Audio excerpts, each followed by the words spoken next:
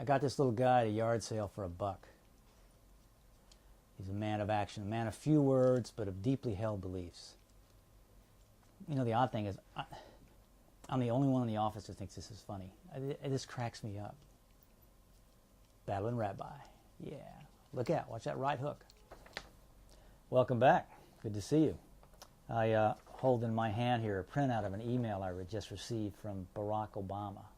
That's right, President Barack Obama, the most powerful man in the most powerfully indebted nation in the world, addressed to me personally and printed out by me so I could hold it in my hand and feel the power of being on the inside. Not just inside the Beltway, but below the Beltway. Wait, that came out wrong.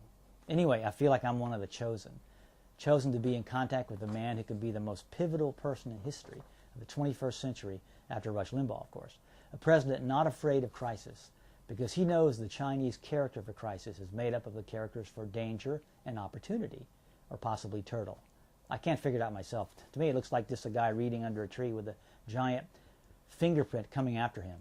But I digress. Anyway, for several months, I've been incessantly checking my cell phone for a BlackBerry message from the president, hoping I'd be one of the half dozen people on his speed dial.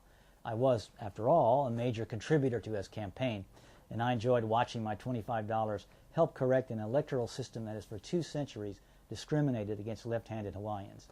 Then it occurred to me that the president might not be able to reach me on my $12 Radio Shack cell phone because it's not equipped to get his secret messages. Granted, it does flip open, but that appears to be the only features it has other than the ringtone volume, which has 2 settings, off or extra loud when people are at church. But now, as an email buddy of Mr. Obama, I can personally help guide the young president on the important issues that affect Americans.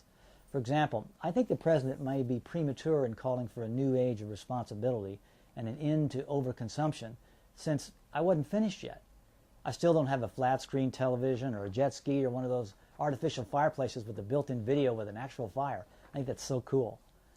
I'm also concerned about his commitment to bipartisanship, considering that Republican leaders are proposing that Rush Limbaugh's radio show be piped into elementary schools in the morning. I understand this would provide a needed balance to the liberal propaganda being taught the rest of the day, like science, but I just emailed him back suggesting he hold off on this one. Naturally, I'll use my newfound influence to praise as well as critique. President Obama's commitment to help the deficit-ridden states, for example, is admirable, although the only way I can figure California has a $50 billion deficit is because it waged an unnecessary war in the Middle East, and we really shouldn't encourage that kind of thing. In particular, I tried to talk him out of his sweeping American Recovery and Reinvestment Act, which I feel should be renamed to reflect its true nature. Expect delays. We all know that when infrastructure is rebuilt, you can't get anywhere. No matter where you're coming from or where you're going, there'll be a large truck and short-tempered people with hard hats standing in your way. This happened in the 90s when somebody decided to bury miles of high-speed fiber optic cable under the streets of D.C. just so we could download talking baby videos at work. This construction greatly interrupted my well-practiced shopping routine, which is as follows. I write down the shopping list very carefully so as not to forget anything, except for the list itself, which I forget. Then I arrive at the store and shop from memory, getting 2 things I don't need and forgetting 4 that I do. I then return home, sheepishly driving to delay dealing with the spouse who inevitably is on the sidewalk holding the shopping list in a manner that I would describe, frankly, as accusing. Then I take the list and go back. But soon I'll encounter workers from the American Recovery and Reinvestment Act. Granted, they'll be building a bridge to somewhere, but not to the Radio Shack where I apparently need to go, because my phone won't stop vibrating. Maybe it's the president. I really should upgrade, but $14 is a lot of money these days. Hello?